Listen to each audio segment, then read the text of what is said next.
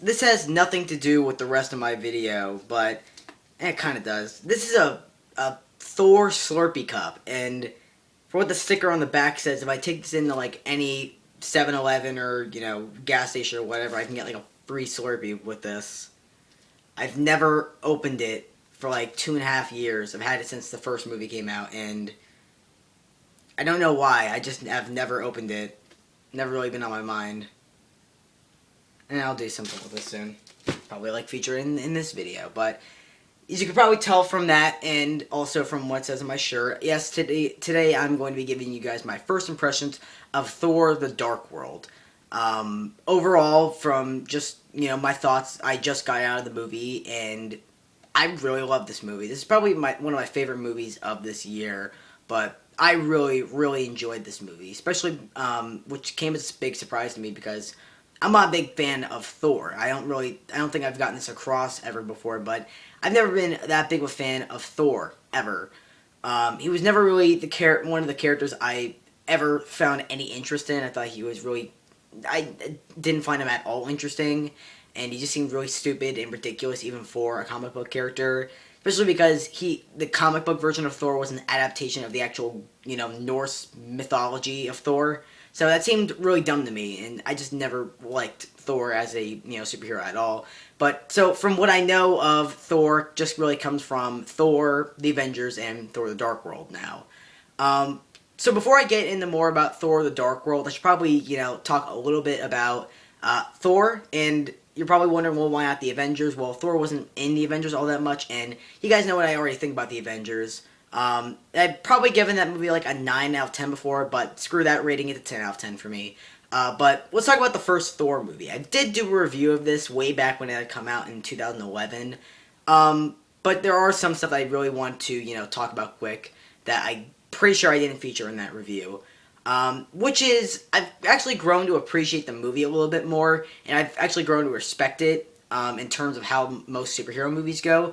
And what I mean by that is, that was actually the first film that, ever introduced Thor to us on the big screen or in the movies. I know Thor was in live action format a while back in like the 80s in the Incredible Hulk TV show. I'm talking about like now, in today's generation, with all these new Marvel movies. And our first introduction to this character, we don't really see him use any of his superpowers at all. And I really have a lot of respect for that, because we actually got to learn more about the character through not seeing him do what he does, and not seeing this character, do what he's known for. And we actually got to learn more about the character through that. And it was just interesting to see a god taken off his pedestal and, thriving and, thrown into a world, and he's thriving like the people beneath him. I found that really interesting, and it really was, people who made that movie definitely did take a big risk, because again, that was the first movie that was introducing Thor to, the audience today. So I definitely hold a lot of respect for that movie, and I really should probably give it a higher rating. I don't know, I'll have to watch it again, to, give it a little bit of a higher rating, but it is a little bit higher of a rating than I probably gave it when I first reviewed it. But those are just my thoughts on the first Thor movie. I enjoyed it, and I didn't mind the lack of action, because again, it was giving us a little bit more character development, which, if you have to take away action in order to give character development, by all means, do that. That's one of the reasons why I personally like The Dark Knight Rises. It takes away a lot of the, action, gives a little bit more character development. So that's just personally, the reason why I like Thor a little bit, and why I like Dark Knight Rises. But we're not here to talk about either of those movies, really. We're here to talk about Thor: The Dark World. And again, these are just my first impressions. This is not my actual review. That will, come out later when the movie comes to DVD and Blu-ray. These are just my thoughts as I just got out of the theater. I just came home. I just now, letting the thoughts settle in. And overall, I really loved Thor: The Dark World, even more than the first movie. More because, while I didn't like, the little action that there was in Thor, I like that there was a lot of action in here. Yeah, it still gave us a little bit more character development, and actually, let us learn about our characters. I like that. I thought that was fine. There wasn't too much action. The action that we did get was, focused, and we actually could see it. None of that shaky cam bullshit. And none of the action scenes went too long or were too short. Sorry. A little bit tired here. None of the action scenes were too short or too long. They were just perfect, and that's always great for me personally. So the action was fine. The effects were absolutely stunning. Okay, the effects were just amazing, especially in Asgard, and that was another big thing I loved from the first Thor movie were the visual effects. The effects just looked amazing, especially in the world of Asgard. We do get to spend a lot of time in Asgard, so it's just absolutely amazing. Like the first like big panning shot that we see of Asgard, where it goes to the giant pipe organ looking building. Yeah, they probably just ruined that for you. It does look like a pipe organ. I was just in awe. Like my jaw was dropped to the floor, and I was just went, wow, it just looks beautiful. It looks amazing, and that does get me really happy because Marvel has said now that they want to have like the same visual effects for each and every single Marvel movie to give the same visual tone and make it even more streamlined and connected. And by all means, if you do that, have the visual effects from this Marvel film because the effects in this movie were just flat out amazing. They just look beautiful. You do get to see it a lot because again there are a lot more action scenes, so that's great. And we get to the acting. I actually have a little tablet right here to help me keep track of the actors in this. Chris Hemsworth as Thor was, as usual, great. He looks like Thor and acts a lot like Thor. And what I like about his performance here that wasn't in the first Thor film was that he's now, grown more mature and he actually knows. He was very, brash and meat-headed in the first film. Now he's sort of grown as a character, so that was great. And that was also present in the Avengers, so that's another thing about the Avengers, and also in here. So his performance in this movie was great. And we also have Natalie Portman as his love interest, Jane Foster, who was also great in the movie. There was one thing I really didn't like about this, and it's just really based in casting, was that they were kind of showing off Jane Foster as sort of being a pathetic, sort of lonely, scientist. Like, she lives at her mother's house, and ever since Thor left, she's been, like, eating ice cream and just been depressed.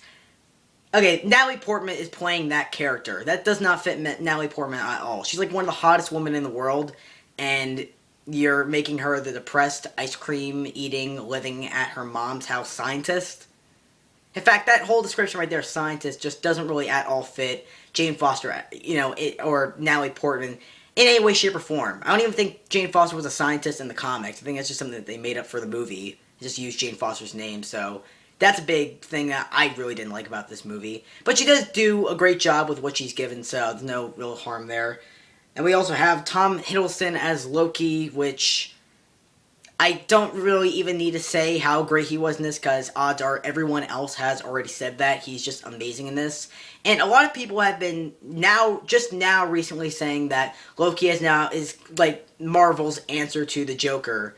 And all I have to say to that is, no shit. Like, the Loki in the Marvel comics as well in the Norse mythology has been described as the god of mischief. The Joker is just a man of mischief and anarchy, and he is mischief and anarchy. So the people now just figuring that out, I just really have to say, like, no shit, you just now figured that out. I bet you that one of the inspirations for the Joker was Loki from the Norse mythology, so, it's kind of like you're just now getting to that, but yeah, I do completely agree with that claim that Loki is pretty much Marvel's answer to the Joker in DC Comics. He's just absolutely amazing in this. The movie really just appropriately starts to pick up right when Loki, first hits the screen, which is, as always, great. And that was something that I was really worried about in this movie. I was afraid that they were just throwing Loki in this movie because, he was a big hit in the first Thor movie, and he was also a big hit in the first event, in the Avengers movie, so let's just throw him in here. But he actually is very appropriately put in the movie for a reason, and, because the plot requires him to be in the movie. Thor uses him because Loki, I guess, during his travelings in the Avengers, knows a portal to the Dark World. So he actually does have a reason to be in this movie, and also a reason that sets up a future Avengers film or a future, standalone Thor movie. So he actually was given a reason. He wasn't just shoehorned in this movie because, hey, fangirls love him and fangirls will pay to see this, and, you know, with fangirls pay to see this, we get a bunch of money in our pockets. So he actually did have a reason to be in this movie, so that was, as always, great. And everybody else in this movie was, you know, amazing. Anthony Hopkins as Odin was just a great all-around, just a great choice for him, a perfectly fitting role. And again, kind of like Marlon Brando and Christopher Reeves in the first Superman, it was nice sort of passing of the torch to the other younger actors, so I really enjoyed that. And then we get to the stuff that I didn't really like a whole lot, which one is the pacing. I really didn't like the way that this movie was paced, and the movie just seemed way too short, at least in my opinion, and actually not only in my opinion, but in a lot of other people's opinions, as I've been hearing. The movie was, in my opinion, way too short. I mean, it was about 2 hours, 5 minutes, which, you know, isn't that long. It is probably long to some people, but isn't horribly long, especially compared to other comic book movies, or movies in general nowadays. But the movie just felt way, way, way too short. In fact, when it ended, I was really shocked. Like, wait, that's it? That's all we get to see? It could have been, like, another 30 minutes for me, and I would have been fine with that. But then again, it's probably a nice added plus, because it doesn't drag on. It doesn't get to the point where we're like, okay, we get the point, just end the movie already. It sort of leaves you, you know, wanting a little bit more, which, you know, I do like about these Marvel movies. They do, you know, leave you wanting a little bit more instead of dragging it on and just making you sick of it. So I guess that's, you know, the reason why I felt a little bit short. But the pacing could have been a little bit better. Could have been, you know, the movie could have felt like, you know, the perfect amount of time, not too short, not too long, but it's not that, you know, horribly big of an idea, big of a problem. That really about does it for the problems in this movie. There's probably a lot of others that I'll remember in a little while, but that really is the only big issue I have with this, and the only, you know, thing that's actually docking this movie for me personally. But that really about does it. And then we get to some of the jokes in the movie, the humor in the movie, which this isn't something I've been seeing a lot with the first phase of Marvel films, definitely with the Avengers, but not the first phase of Marvel films like Iron Man or The Incredible Hulk or the first Thor film, especially Iron Man 2 or Captain America, which is there is a shit ton of humor in these movies, and I think it's probably because of Disney and them wanting to market it towards, you know, families who can laugh at these jokes and whatever. But the jokes in this movie were absolutely hilarious. By far the best, and this is a spoiler, you know, related, you know, first impressions video, so if you haven't seen the film yet, you know, go see it and then click on this video and watch, because there are a bunch of spoilers in this. But the best joke by far in this entire movie was when Thor breaks out Loki, and Loki has to disguise himself so nobody sees him, which, you know, people see him, so it's kind of pointless. Another problem there. But, you know, Thor breaks out Loki, and Loki is shape-shifting into a bunch of different people, and even turning Thor into a couple different people like Sif, and Loki turns himself into a guard, and then Loki, out of nowhere, transforms, or, you know, shift shapes, transforms into Captain America, and it's Chris Evans actually there in the full Captain America suit, minus the helmet, but the full Captain America suit with the shield. That was the best joke in this entire movie, and then he's saying, you know, oh, God bless America, I'm glad to be a patriot, all that stuff. It was really funny. Everybody in the audience just burst out laughing, and I couldn't hear what the characters were saying for like a solid minute. It was just that funny. That was personally my favorite joke in it. There's also, by the end of the movie, again, spoilers. Actually, no, it's not that big of a spoiler.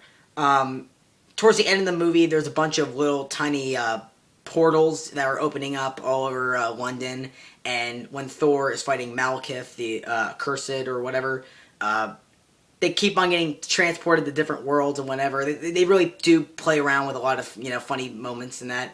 And another one of my favorite jokes is one that I really didn't like at first, which was when Thor has to take the train back to Greenwich, which at first I thought that was just a lame reason to have Thor be put in a situation that you would never see Thor in. And then I started to realize, oh wait, he's taking the train there because he lost his hammer earlier, and, you know, he needs a hammer to fly. So they actually did make a good joke that wasn't just a reason to, you know, make the character, it wasn't just a lame reason to have a joke, it actually was, you know, a part of the plot. So you know, that was another funny joke I really liked.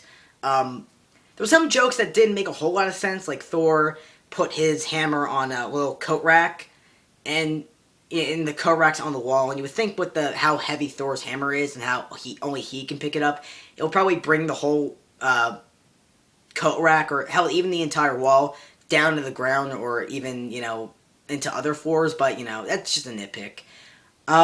So the jokes were absolutely hilarious. There were several moments in this movie where I just bursted out laughing.